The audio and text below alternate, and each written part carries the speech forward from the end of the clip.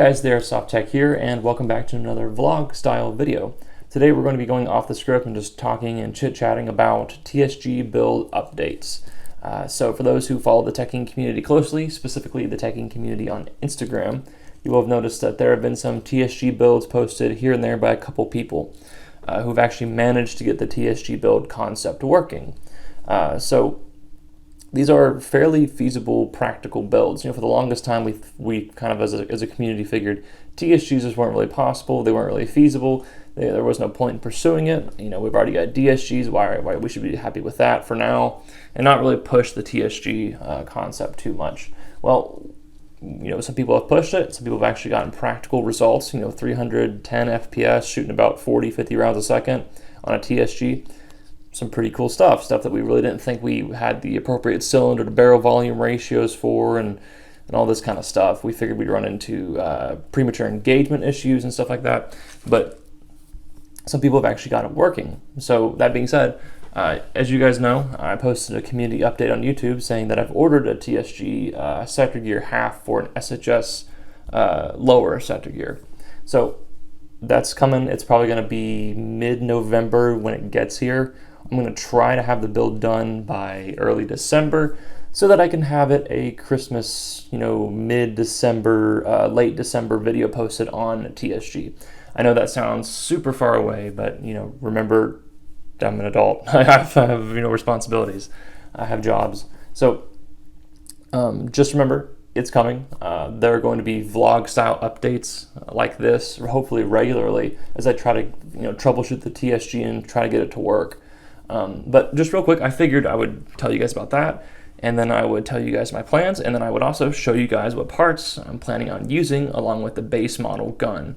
So the longest thing that's going to take to get here is the TSG itself. It has to come through Shapeways, and the earliest estimate I got without paying anything extra on top to get it expedited was like November 18th, one day before my birthday. So it'd be really cool if the TSG did come on the 18th to the 19th.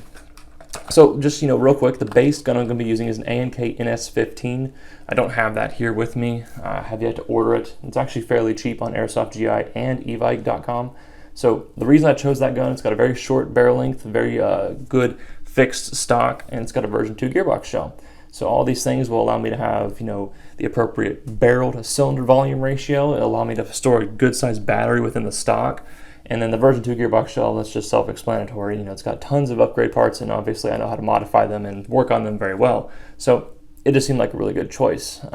So that's the gun I'm going with. Now the parts I'm going with, my drivetrain components, I'm doing a 16:1 ratio TSG build. Feels weird to say TSG. It's not gonna be weird much longer. But I'm gonna be doing a 16:1 TSG build setup. So basically the sector gear I ordered, the TSG sector gear that I ordered, you have to base it's the upper half of the sector gear. So let me just drop everything. On these SHS gears, you'll see those two hex screws right there, Allen key screws. You can pop those out and pop your sector gear in half, and then you just slide the TSG sector gear over top of that, and now you have a full TSG sector gear. So yeah, that's what I'm gonna do.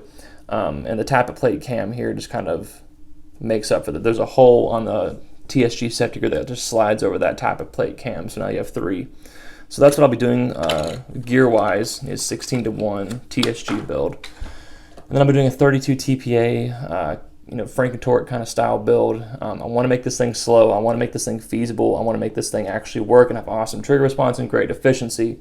I don't want to go for extreme speeds quite yet. I've done that with DSG. I've done that with SSG, but obviously I'm going to take it slow for the TSG and just get the practical version working before I go for anything insane. So that's the motor I'm going to use. I've not decided on what can yet. Probably Sistema, probably JG, something that's got very strong magnets.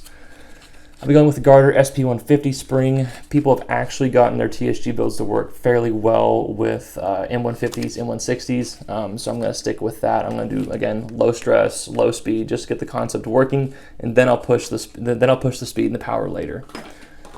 Let's see here. Good old ball bearing spring guide, obviously. SHS M4 air seal nozzle. I know a lot of people give me crap about buying upgrade air seal nozzles. Again, they're cheap and they're effective, so I don't see why I shouldn't buy them. Now the A&K NS15 comes with a really funky grip, so I'm just got a regular style M4 grip here. All these parts are from Brill Armory, by the way, so they're all fairly cheap and you can get them whenever you want as well. And then I'm going with a 200 millimeter 6.02 ZCI steel barrel. So with TSG, obviously you're going to have voluming issues, and so you want to use as much volume in your cylinder as possible, which means I might consider a bore-up kit. I don't know quite yet. I might stay away from that. I don't know. Again, I'm just going to see how it plays out using normal upgrade parts.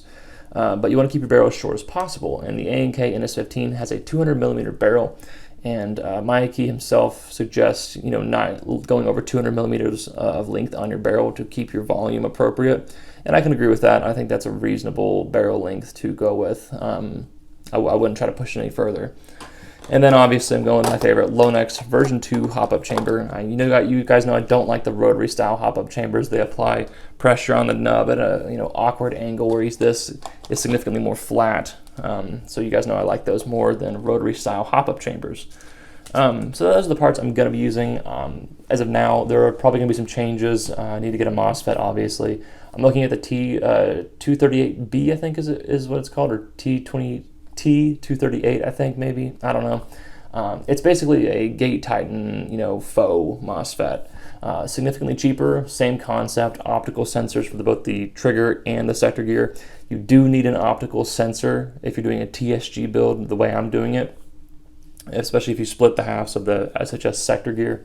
So now you probably could use a regular cutoff lever and trigger trolley concept if you were to use the full TSG sector gear where it has the triple cutoff cam underneath of it, but I'm not doing that. I'm going with a durable setup, having half my sector gear an SHS steel setup and the other half a Shapeways TSG design. That should probably be a fairly strong concept as opposed to a full TSG from Shapeways.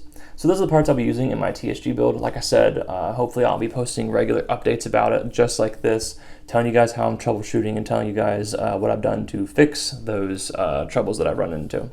So yeah, hope you guys enjoyed this little vlog style video. A little longer than the last one, but I wanted to cover a little bit more information than I did in the last one. So, as always, stay tuned, techs. I'll see you guys in the next episode of whatever the heck I'm doing.